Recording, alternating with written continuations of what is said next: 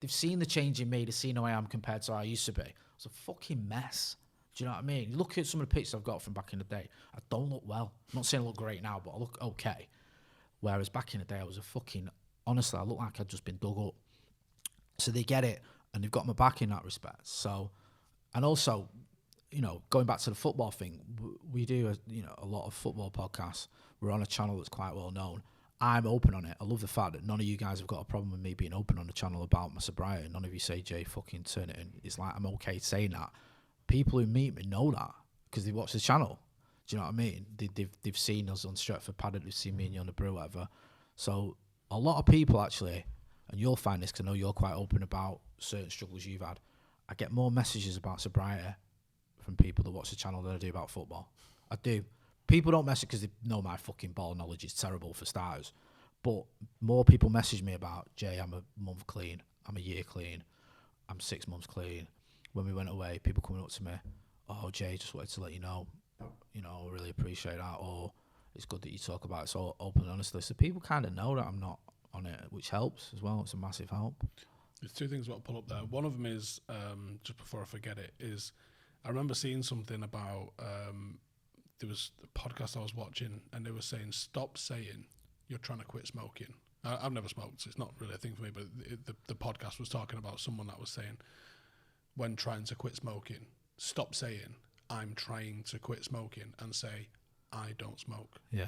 Because almost it's like an affirmation. That you're not quite there yet, yeah. Or sort of thing, or like, yeah, it's still up for debate. Now, that's a good point, that, because I would never say I'm trying to quit drinking. You just say I don't. I don't drink. And it's like, I used to make excuses when I first stopped. I remember someone saying to me, is it because your religion? I said, yeah. I haven't got a religion. You pick one, if you think I'm, I assumed they thought I was Muslim, but I'm not. But I just went, yeah. And I was like, I used to pretend I was on antibiotics. I was on antibiotics like for about fucking a year. Like, or I was driving even when I wasn't. Like, I used to come up with silly excuses. You just got to be honest. I'm not drinking because I don't drink. It's that fucking simple. I think the other thing of you're obviously, you just touched on it then a little bit, is because we are so public and we can't go anywhere without someone grassing us up where we are. I mean, I know you got a text about, this is before I stopped Red Bull, by the way, before it sounds like this is class. Yeah. So, Craig Norwood, tier one. The original tier one, the bat signal went out with Norwood. He broke the Radamel Falcao story. He broke the Di Maria story. He was David Ornstein and Fabrizio Romano before they existed. Yeah. And he broke a story, which is on the Gave level. me the exclusive. On the level of those, He which did. he just saw me in Esso buying some Red Bull. He literally sent me a message and it said, I've just seen Stephen Howson buying Red Bull.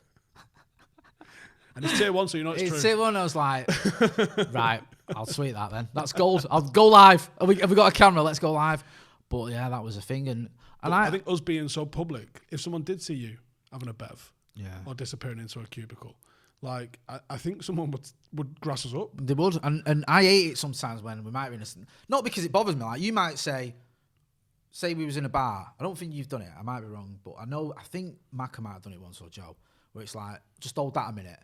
And not because I'm going to drink it. I'm not going to go, fuck it, let's give it a go. But because I think someone's going to see that and go, Jay got a fucking beer in his hand there. Do you know what I mean? Like, I've had a couple of situations like that. I did that with Abdul.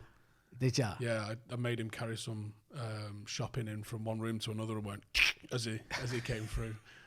There's actually a lot of people seeing their ass when I did my little memorial post for him because they're like, oh, he's carrying beer. I'm like, you don't know our relationship. No, you and Abdul are funny together, and like no one can judge that. It was great, and you're the reason that I knew him, got to know him so well. He's still sorely missed, but no, he'd have loved that. So yeah, I get a bit like that. I get a bit like now and again, like fucking hell, someone's gonna see that and go, "I just seen Jay's full of shit." It's probably kept me on the straight and narrow because I nearly wobbled in America. I can't remember what day it was. There was one day in America where I went, "What's the harm of one?" Right. And I thought I'll get seen, so I didn't. It's whatever, if that might be that one thing, if that stops you that day. Yeah. They do say just for today, don't they? They say take it one day at a time. I think I almost forget that time, but it's true.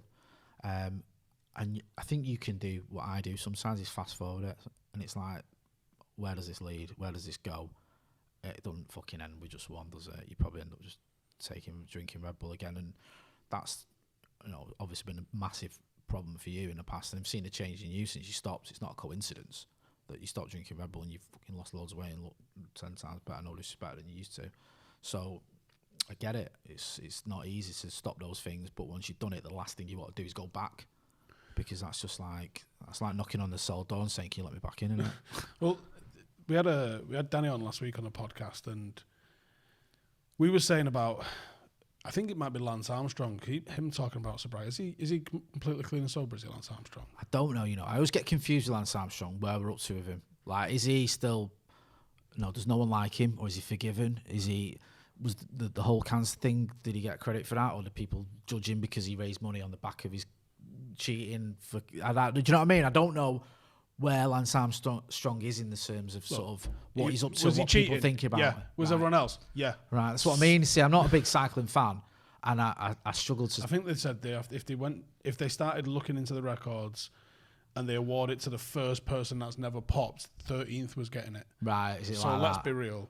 He's the best of all time. Right. Was he enough. juicing? Yeah. But the entire crowd was. Right, okay. I think I've read somewhere once that said it is actually not healthy to do the Tour de France unless you are juicing, because it's that physically demanding. Fucking hell. Right. Okay. I can imagine. Well, me and you, we ran up a hill and nearly killed ourselves. So imagine what. Tour de France ain't on the list. Yeah, I mean, it's not something we're going to be ticking off, I don't think. Don't need to do that.